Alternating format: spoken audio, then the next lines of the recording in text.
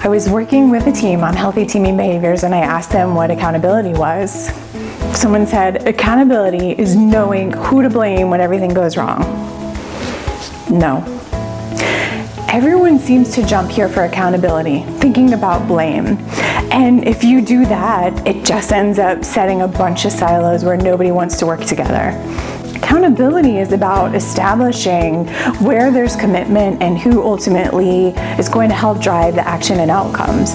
Not for blame, but for coordination, for being able to reach across aisles and solve problems when things are going wrong.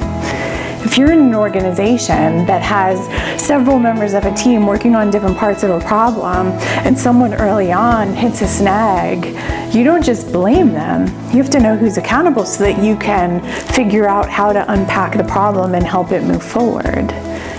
If you don't have the shared accountability. You don't have the team ultimately reaching the outcomes.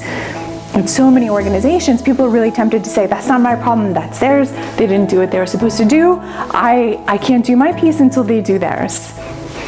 The better solution is, I can't do my piece until they do theirs. Let me check in to see what I can do to help that situation. Let me see if there's anything that my team can contribute that allows for that to move forward so we can all reach our broader outcome. We think of accountability as the say-do ratio, that what you say you're going to do, you actually do. And if you say you're going to do something and you never do it, you don't really have a lot of trust and credibility, and people don't pay attention to you. They don't take you seriously. Accountability without trust just creates confusion and blame. That's where no one is going to be willing to work together on a broader team. When you don't have accountability, when you don't do what you say you're going to do, it creates a bunch of confusion on a team. No one trusts what's going to be said, no one trusts what's going to be done, and instead of working together to figure things out, people draw lines in the sand and dig in, and that's not very helpful. But there are some ways to help foster accountability. The first is to recognize that accountability without empowerment is just chaos. Sometimes people think, well, I'm going to make you accountable, and here's what's expected of you, and here's the goal, and go. That's actually not accountability. That's just assigning a bunch of work to someone. Accountability only works when a person has a say in what is happening. They've got to buy into it, because if they don't have commitment, they are not going to do it.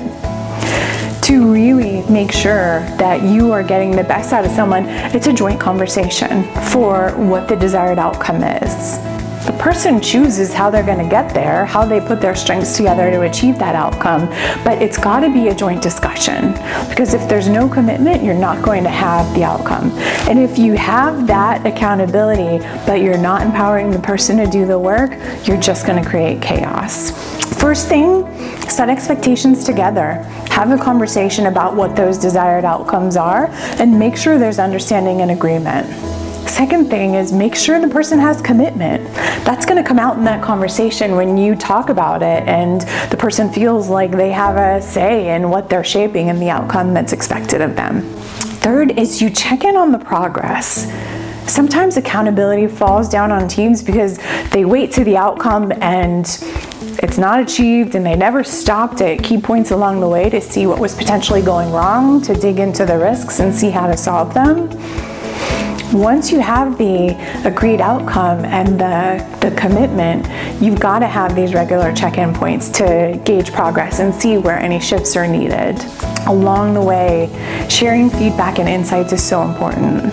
What's being experienced and the impact of that, and what can be done differently going forward about the work, is what's going to help make sure that the whole team moves forward in a way that's meaningful and accountable.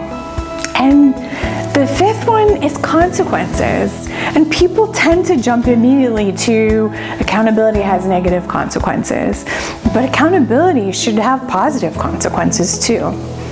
True accountability allows for the joint definition, the commitment, the empowerment, the checking in along the way, the feedback, and the celebration. Accountability isn't about blame. It's about helping people figure out where they can contribute the most and making sure that enough noise is removed so they can do so.